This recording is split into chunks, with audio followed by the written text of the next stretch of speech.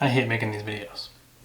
I do not want to make them, but I feel like I need to. I feel like I need to talk about this incident because I'm full of rage, and I'm trying to keep my cool right now, but I am just pretty furious about this incident. Daunte Wright, if you don't know what happened, I don't know how, but basically an officer discharged their firearm thinking that it was a taser, killing Daunte Wright. He was only 20 years old. And it's just a tragic, unfortunate incident that did not need to happen.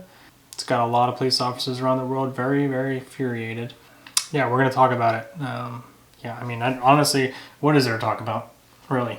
And you accidentally discharge your firearm thinking it's a taser. To Daunte Wright's family, I'm sorry. I truly am sorry that the system failed you.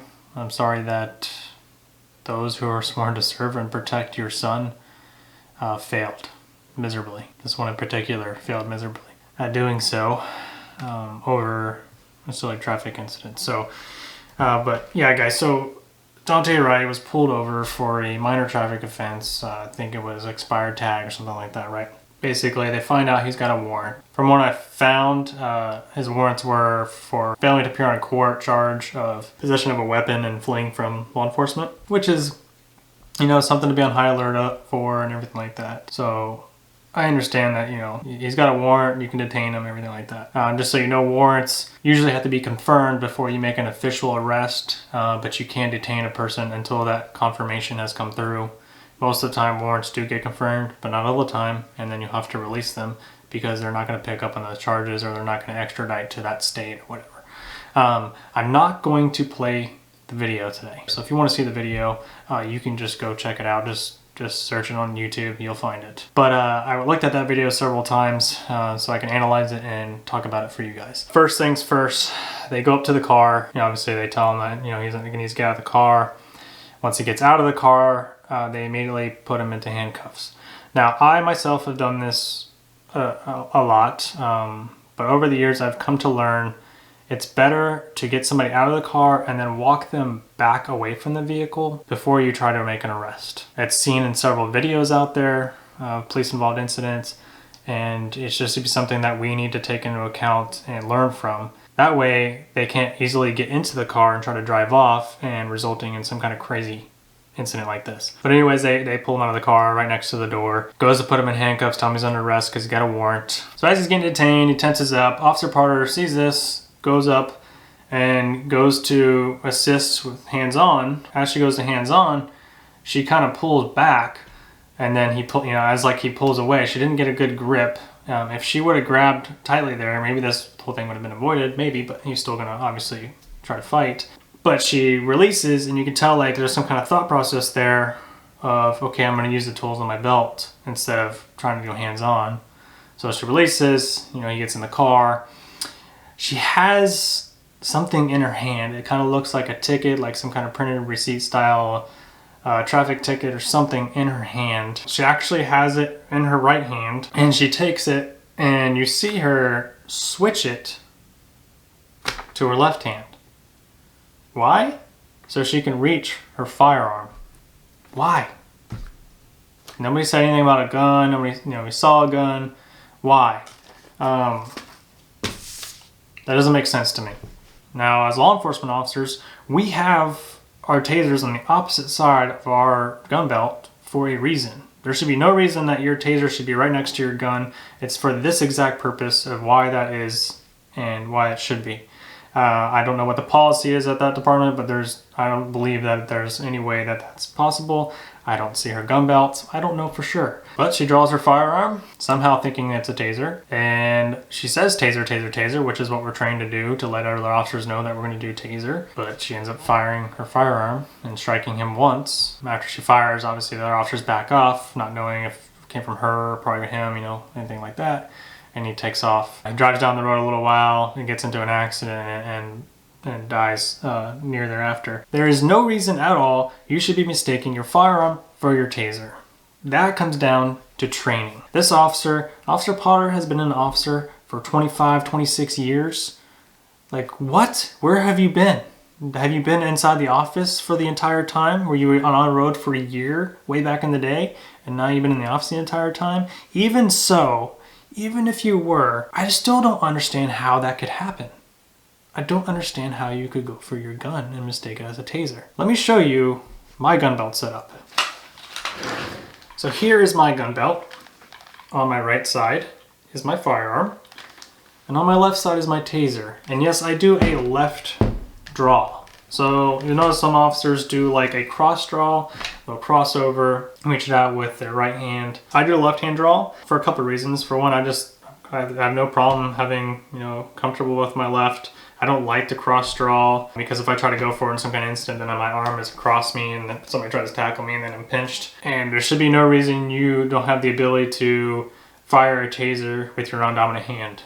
So I think, in my opinion, I think everybody should do some kind of left-hand draw or a left-hand draw. If you carry an outer carry vest, it should be a left-hand draw from your outer carry vest and you can point it out. There should be no reason that you can't fire a taser from your left hand or your right hand if you're left-handed.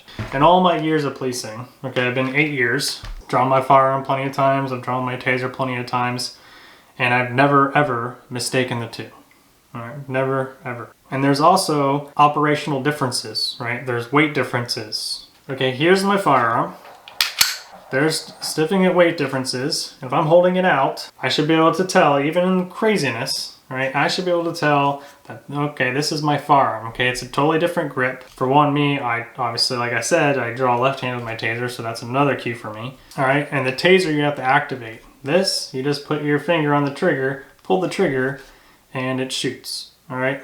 That's how your gun works. This is a taser that we carry. This is the X2, all right? There's X26s, which are the old ones, which are single cartridges. This is an X2, so it has 2 cartridges here. Now this one is black. Other agencies will have some yellow ones, but there is a difference, okay? For one, the grip is totally small, very tiny grip, very big grip, right? Look at the grip differences. Feels different, feels completely different.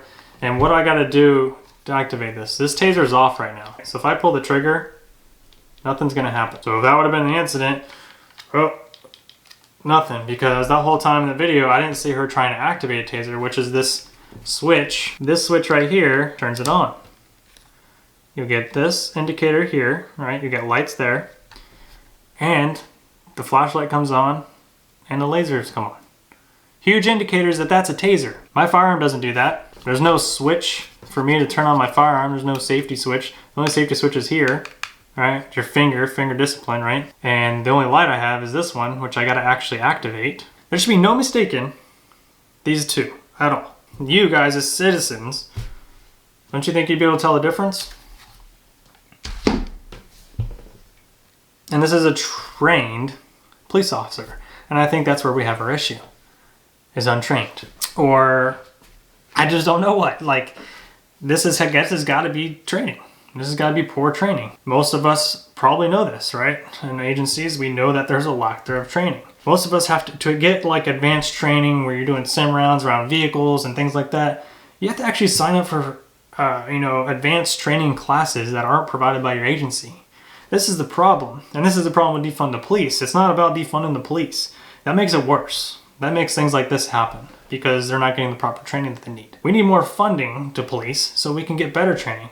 We need longer academies. We need academies to be longer, and we need better things in academies. We need to keep the things that are in the academies, the trainings that are in the academies.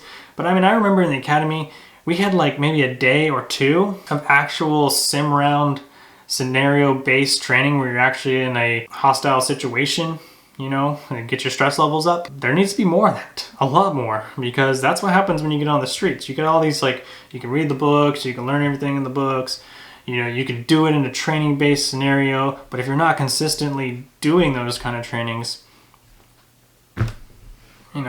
this is the kind of crap that's going to happen. I hear officers from all around the country and all around the world say that jiu-jitsu is a great tool to have, yet you barely see it implemented in any police agency.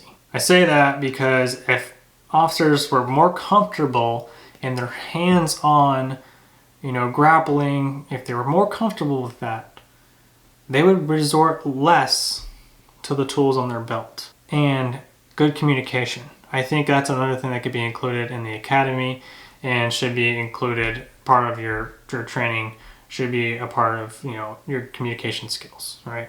You need to work on your communication skills, because communication is obviously a big problem in a lot of these police incidents as well. And let's not forget, this was a traffic stop, an expired tag.